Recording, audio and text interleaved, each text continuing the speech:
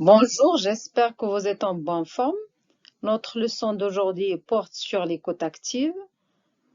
Primo, on verra la définition de l'écoute active. Secondo, les différentes clés de la réussite de l'écoute active. Tertio, on va voir les différentes étapes de l'écoute active.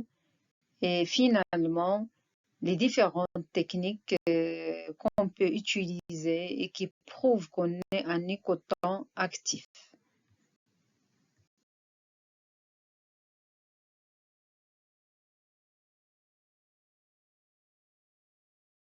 Maintenant, on passe à la définition de l'écoute active.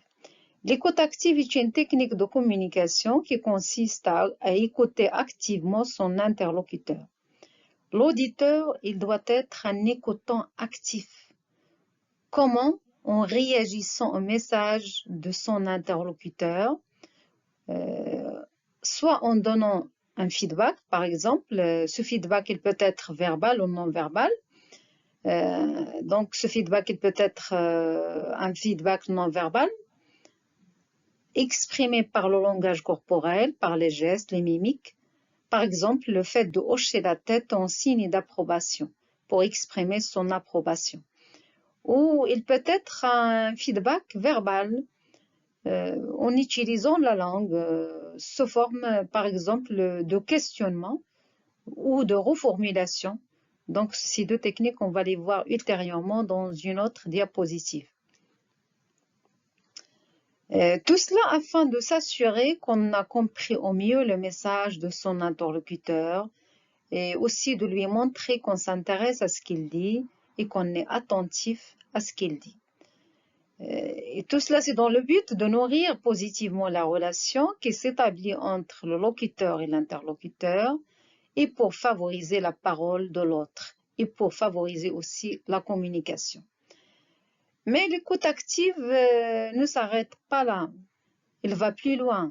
L'écoute active, il ne consiste pas uniquement à comprendre les idées ou le message de l'autre, mais aussi à comprendre les émotions et les sentiments exprimés d'une manière implicite ou indirecte par l'interlocuteur.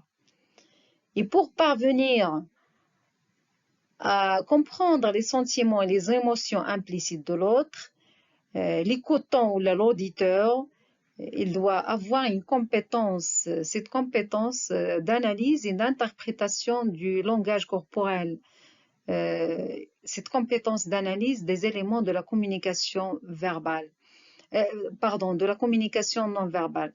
Ça veut dire que l'auditeur, il doit lire, il doit savoir lire et interpréter les gestes, les mimiques de son interlocuteur, les mimiques faciales de son interlocuteur, qui laisse voir ses sentiments, quels que soient ses sentiments, des sentiments de joie, de tristesse, des indices de stress et surtout les mimiques faciales. C'est le miroir de l'état émotionnel de l'être humain.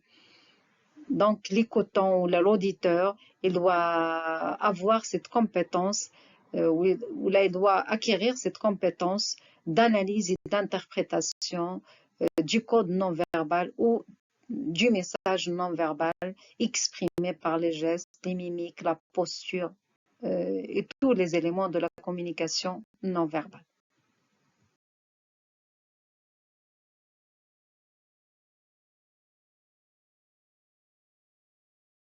Maintenant, on passe aux clés de l'écoute active. La première clé, c'est la disponibilité. L'auditeur, il doit être disponible, il doit être présent et il doit accorder du temps à l'écoute d'autrui. La deuxième, c'est l'environnement. Le choix de l'environnement. Il faut choisir un environnement propice, convenable à la communication, un environnement qui doit être calme et confortable et qui favorise l'échange et la parole d'autrui. La troisième clé, c'est la bienveillance. L'auditeur, il doit être bienveillant, gentil avec son interlocuteur, de façon à l'encourager et à favoriser sa parole. Il faut montrer de l'intérêt et de l'empathie. L'empathie, c'est un soft skill, c'est cette capacité à se mettre à la place de l'autre pour pouvoir comprendre ses idées et ses émotions. C'est le fait de s'inscrire dans le cadre cognitif et émotionnel d'autrui pour pouvoir comprendre et ressentir ce qu'il ressent et comprendre ce qu'il ressent et ce qu'il dit. La quatrième clé, c'est le décentrage qui consiste à sortir d'une perception égocentrique vers une perception empathique. Ça veut dire que l'auditeur ne doit pas focaliser son attention sur ses émotions, sur ses propres émotions, en oubliant l'autre, en oubliant autrui. Il ne doit pas valoriser ses idées sans tenir compte des opinions d'autrui, pas du tout. Donc, il faut être empathique, il faut prendre en considération le cadre de référence de l'autre, il faut prendre en considération son opinion et son point de vue. Et bien sûr aussi ses émotions, quelles que soient ces émotions qui peuvent se mettre en évidence ou qui peuvent se traduire par le langage corporel. L'avant-dernière clé, c'est l'ouverture, s'ouvrir à autrui. Et donc l'auditeur, il doit s'ouvrir, il doit être ouvert à son interlocuteur. Ici, donc, en écoutant attentivement, mais aussi en réagissant à ses propos et en privilégiant les questions ouvertes qui laissent voir l'opinion d'autrui et son avis. Par exemple, on peut poser les questions suivantes. Quel est votre avis sur ce thème ou sur ce sujet? Qu'est-ce que vous en pensez? Qu'est-ce que vous en pensez? Ou là, qu'est-ce que vous pensez de cela? La dernière clé, c'est la concentration. L'auditeur ou l'écoutant, il doit rester concentré. Il doit écouter attentivement. Il doit être un écoutant actif en réagissant à la parole de l'autre, en présentant des questions, en donnant un feedback ou en reformulant les paroles de l'autre.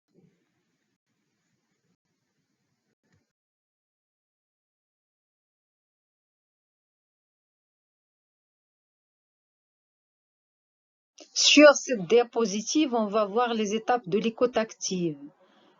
Nous avons 4 étapes organisées d'une façon croissante, du bas vers le haut. La première étape, c'est le temps de l'écoute. L'auditeur, il doit être disponible et accorder du temps, un temps à l'écoute d'autrui. Il doit écouter attentivement et intervenir brièvement par des oui ou des phrases brèves. Et dans ce cas, il faut éviter d'interrompre l'interlocuteur à chaque fois et de lui couper la parole. Et aussi, il faut éviter toutes les perturbations qui peuvent faire échouer la communication, comme la distraction, comme l'absence de feedback. Donc, il faut écouter d'une façon active et attentive. La deuxième étape, le temps de clarification, qui consiste à clarifier, à faire préciser le sens du message reçu, à comprendre le sens des mots en posant des questions à son interlocuteur. Par exemple, si on n'a pas compris un mot ou une expression, on peut lui poser les questions suivantes. Qu'est-ce que ça veut dire ce mot? Quel est le sens de cette expression? C'est pour faire préciser le message et s'assurer qu'on a bien compris le raisonnement et l'idée de son interlocuteur. La troisième étape, c'est le temps d'investigation qui consiste à approfondir l'investigation ou la recherche pour mieux comprendre le point de vue de l'autre en posant des questions ouvertes qui laissent voir son opinion et son point de vue. Par exemple, les questions qu'on peut poser comme « Quel est votre avis sur ce thème ?» ou là, sur cette partie du sujet ou là, sur ce volet. Qu'est-ce que vous en pensez? Qu'est-ce que vous pensez de cela? Ce sont des questions qui laissent voir l'opinion de l'autre. Dans cette étape, il faut éviter de juger et d'émettre du jugement de valeur sur le message reçu ou sur les propos de l'autre.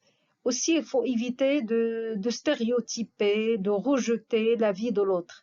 Même s'il s'agit d'un avis ou d'un point de vue qui est différent du nôtre, donc il faut accepter le droit à la différence.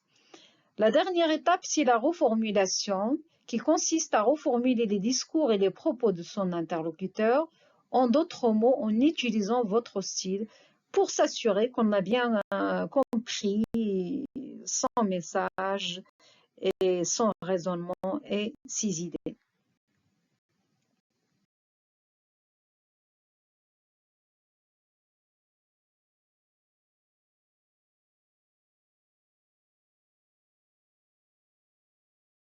Maintenant, on passe aux techniques de l'écoute active. La première technique, c'est le questionnement qui consiste à poser des questions pour préciser et clarifier le sens du message de l'autre.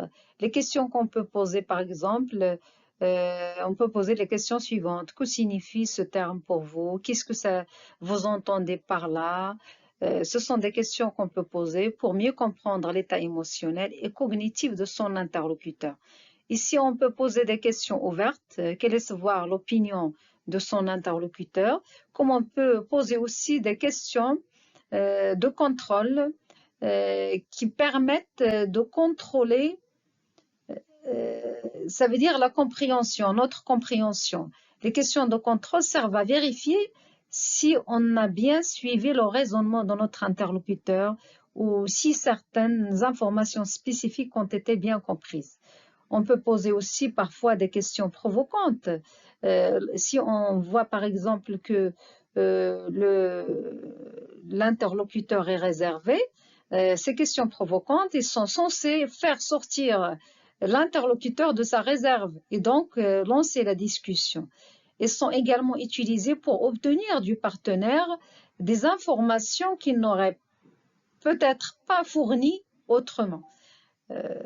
Donc, il faut être attentif avec l'utilisation de ce genre de questions, à savoir les questions provocantes. Alors maintenant, on passe à la deuxième technique de l'écoute active, à savoir la reformulation. Reformuler le message de l'autre, ça veut dire, c'est le dire d'une autre manière, avec vos mots. Donc, reformuler avec vos mots le discours et la pensée de son interlocuteur. Et plusieurs types de reformulation sont possibles. On a la reformulation miroir ou reflet qui consiste à reprendre les propos de son interlocuteur avec les mêmes mots ou avec des mots ou des termes similaires. C'est ce qu'on appelle la reformulation miroir ou reflet. Le deuxième type, c'est la reformulation résumée. C'est une reformulation synthétique. Lorsqu'on fait une synthèse du message reçu, de ce qui nous apparaît comme l'idée principale. Cette formulation renvoie une image synthétique des propos de l'interlocuteur. Le troisième type de reformulation, c'est la reformulation interprétation, c'est dire ce qu'on pense avoir compris ou décodé du message de l'autre. Et on a aussi d'autres reformulations comme celles que nous avons déjà vues antérieurement, à savoir la reformulation clarification, qui sert à faire préciser les propos et le message de l'autre pour tenter de mettre en lumière ce qui est confus, ce qui n'est pas compris en quelque sorte. Voici donc les deux techniques de l'écoute active et qui marquent que l'écoutant et est actif. Il utilise ces deux techniques. Donc, pour être un écoutant actif, il faut utiliser ces deux techniques pour entrer en contact et en échange et en interaction avec son interlocuteur.